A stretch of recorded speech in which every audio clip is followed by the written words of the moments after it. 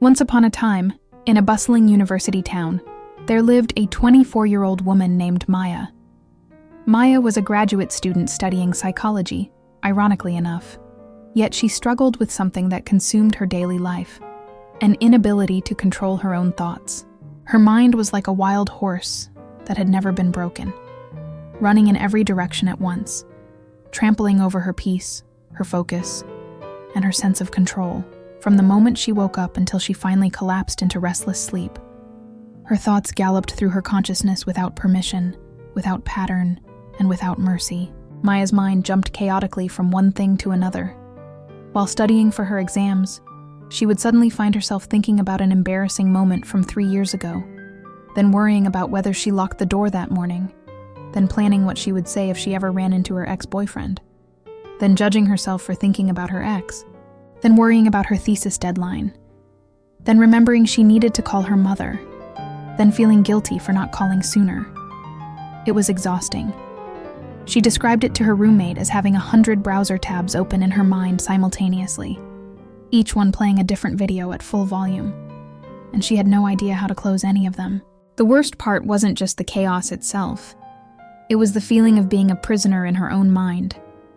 Maya felt like a passenger in a car with no steering wheel, watching helplessly as her thoughts drove her wherever they wanted to go. She had tried everything she could find in her psychology textbooks and online resources.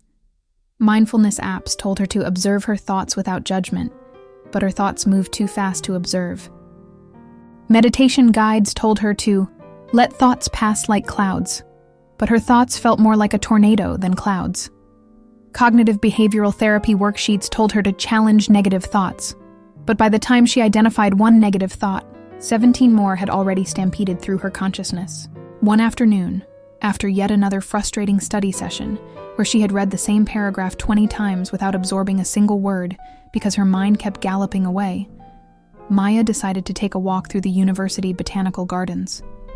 She needed to escape the library, escape her dorm room, escape the constant pressure to focus when focusing felt impossible. As she walked aimlessly through the gardens, lost in another spiral of self-critical thoughts about her inability to control her own mind, she heard a voice call out, "That's a lot of thinking for someone who's supposed to be enjoying the flowers." Maya looked up, startled, and saw an elderly woman sitting on a bench near a fountain. She appeared to be in her late 70s, with silver hair pulled back in a practical bun, wearing simple gardening clothes covered in soil stains, and holding a small notebook and pen. Her face was deeply lined but radiated a kind of calm alertness that immediately caught Maya's attention. There was something about her eyes. They seemed simultaneously relaxed and intensely present, like someone who could see everything without being overwhelmed by anything. "I'm sorry. I didn't mean to disturb you," Maya said automatically, then immediately started thinking about whether she had been talking to herself out loud without realizing it, which happened sometimes when her thoughts were particularly overwhelming. The woman smiled and patted the bench beside her. "You're not disturbing me, dear, but you are disturbing yourself quite a lot from what I can see. Come, sit. My name is Elena. I volunteer here in the gardens 3 days a week." Maya found herself sitting down, feeling an unexpected pull toward this stranger's calm presence. "I'm Maya. I'm a psychology student, which makes it even more embarrassing that I can't control my own thoughts. They're just everywhere, all the time. I feel like I'm going crazy." Elena nodded slowly, her eyes showing understanding rather than judgment. "I know that feeling very well. 50 years ago, I was exactly where you are now. My mind was like a wild animal that I couldn't tame no matter how hard I tried. Then someone taught me something that changed everything, and I've spent the last 5 decades teaching it to others." Elena set down her notebook and turned to face Maya fully. "Tell me, Maya, what do you do when you try to control your thoughts?" Maya sighed. "I try to stop them, push them away, tell myself to focus, get angry at myself for not being able to focus, which makes it worse, and then I just spiral." Elena nodded. "And how well does that work?" Maya laughed bitterly. "It doesn't. At all." "Exactly," Elena said gently. "Because you're approaching it completely wrong. You're trying to control your thoughts the same way someone might try to control a wild horse by screaming at it and chasing it around a field. All that does is make the horse more wild and more afraid. What I'm going to teach you is a technique that's been used by animal trainers, meditation masters, and people who truly understand the mind for thousands of years. We don't control wild things by force. We tame them through understanding and relationship. Elena reached into her pocket and pulled out a small, smooth stone, similar to stones Maya had seen in Japanese gardens. This stone represents your anchor, your breath, your body, or the present moment. Now, I want you to imagine your thoughts as wild horses in a vast field. The mistake most people make is thinking they need to catch every horse, tie them all up, and force them to stand still. That's impossible and exhausting. Instead, I'm going to teach you the art of gentle herding. Maya leaned forward, genuinely curious now. Elena continued. The technique has 3 movements, like a dance. First movement. Notice without chasing. When a thought horse runs by, you simply notice it. There's a worried thought about my exam. You don't chase it, don't climb on its back, don't try to wrestle it to the ground. You just notice it run by. This sounds simple, but it's revolutionary because most people automatically chase every thought that appears. Second movement. Return to your anchor. Once you've noticed the thought horse running by, you gently return your attention to your breath or your body or whatever anchor you've chosen, just like coming back to holding this stone. You're not trying to keep the horses away. You're just choosing where you place your attention. The horses can run all they want in the background. You're not trying to control them. You're training your attention. Third movement, and this is the secret most people never learn. Thank the thought for trying to protect you. Every wild thought, no matter how chaotic it seems, is actually trying to help you or protect you in some way. The worried thoughts are trying to keep you safe. The planning thoughts are trying to prevent future problems. The self-critical thoughts, believe it or not, are trying to make you better. When you thank them, just a simple mental, "Thank you, I see you're trying to help," something magical happens.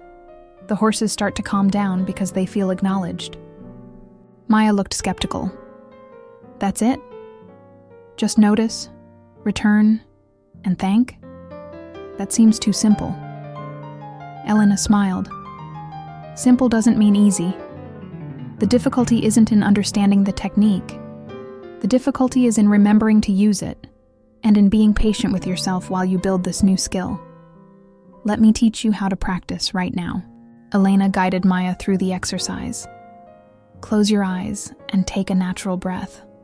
Don't try to control anything. Just notice what thoughts are running wild in your mind right now. Maya closed her eyes and immediately noticed at least 5 different thought streams competing for attention. Worry about her thesis, replaying a conversation from earlier, planning dinner, judging herself for not being good at this exercise yet, and wondering if this would actually work. Now, Elena said softly, pick just one of those thoughts and simply notice it without climbing onto it. Just say in your mind, "There's a thought about my thesis." Maya did this, and something subtle shifted. By naming it without engaging with it, the thought lost some of its magnetic pull. Good. Now bring your attention to the feeling of your breath, or your body on this bench, or the sounds around you. That's your return to the anchor. Maya felt her attention settle on the cool breeze on her skin. And now, think that worried thought about your thesis. Maybe say something like, "Thank you for trying to keep me on track. I know you're trying to help." Maya did this, feeling slightly foolish at first, but then something unexpected happened. The worried thought didn't disappear, but it definitely became less urgent, less demanding. It was like the wild horse had been acknowledged and could now rest instead of having to run circles trying to get her attention. They practiced for 20 minutes, with Elena patiently guiding Maya through cycle after cycle of notice, return, thank. Sometimes Maya got caught up in thoughts and forgot she was practicing. Elena gently reminded her, "That's not failure, that's just the horse being wild. Notice you got caught up, that's awareness.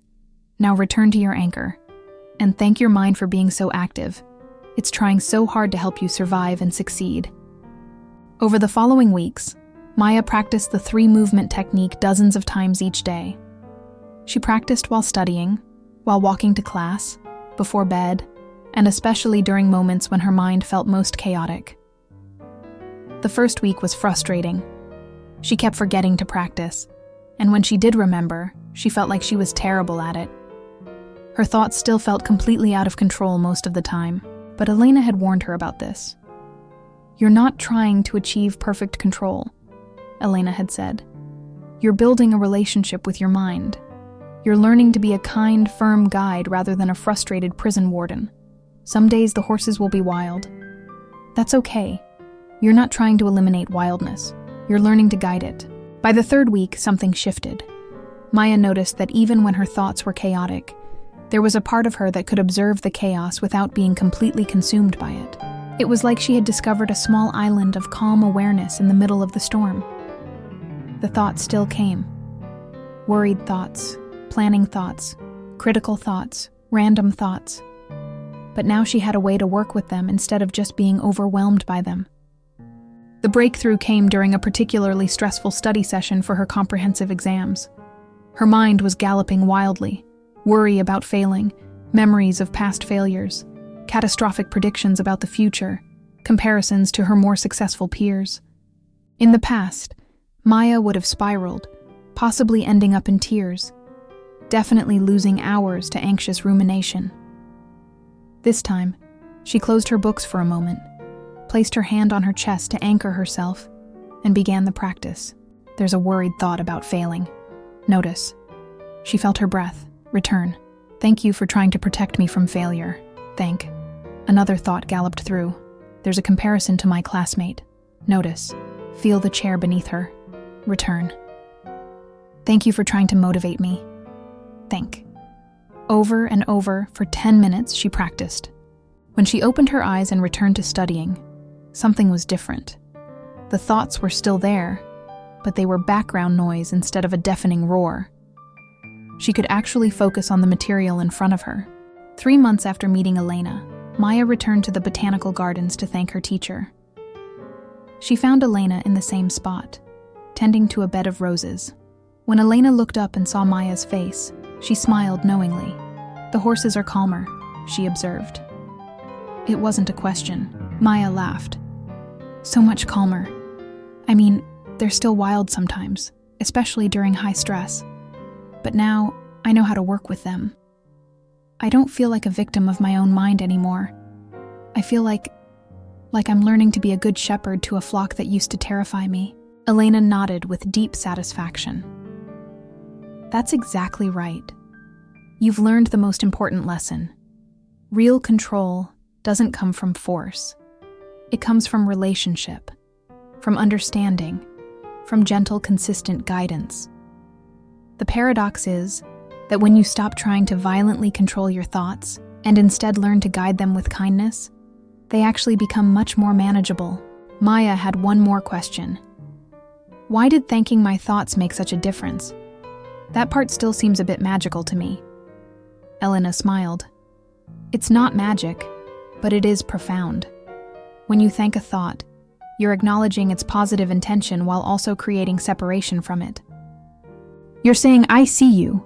I appreciate what you're trying to do, but I don't have to obey you.' It's the same principle animal trainers use. Acknowledge the animal's nature and needs, while still maintaining boundaries. Your thoughts calm down when they feel heard, instead of constantly having to scream louder to get your attention." Maya's life transformed in ways she hadn't anticipated. Her academic performance improved dramatically because she could actually focus on studying instead of fighting with her own mind. Her relationships deepened because she could be present during conversations instead of being lost in thought spirals. Her anxiety didn't disappear completely, but it became manageable, like having a somewhat nervous friend rather than a tyrant dictator controlling her every move. The most profound change was in how Maya saw herself. She no longer felt broken or defective because her mind was active and full of thoughts. She understood now that having lots of thoughts wasn't the problem. Everyone has thousands of thoughts per day. The problem had been her relationship with those thoughts, her belief that she should be able to control them perfectly, her fight against their natural wildness. Now, when her mind became chaotic, she didn't panic. She would smile slightly, place a hand on her heart, and begin the gentle practice. Notice the wild horses running, return to her anchor, thank them for trying to help. Sometimes it took 30 seconds to feel calm again. Sometimes it took 20 minutes. But she always had a way forward, a path through the chaos, a method that actually worked. Give this video a like if Maya's journey resonated with you, and share it with someone who's struggling to tame their wild thoughts. In the comments, tell me, what are your wildest, most chaotic thoughts, and how do you currently try to deal with them? If you practice the 3-movement technique, come back in 2 weeks and share your experience. Your transformation might inspire someone else to begin their journey from chaos to calm. Remember, the present is the only moment when you really have power over your mind. Use it wisely. If you liked the video and think it could help another person, please like and share with your loved ones. Don't forget to follow the channel to continue with us. See you on the next story. Until then, stay safe, stay grateful, and thank you for being you.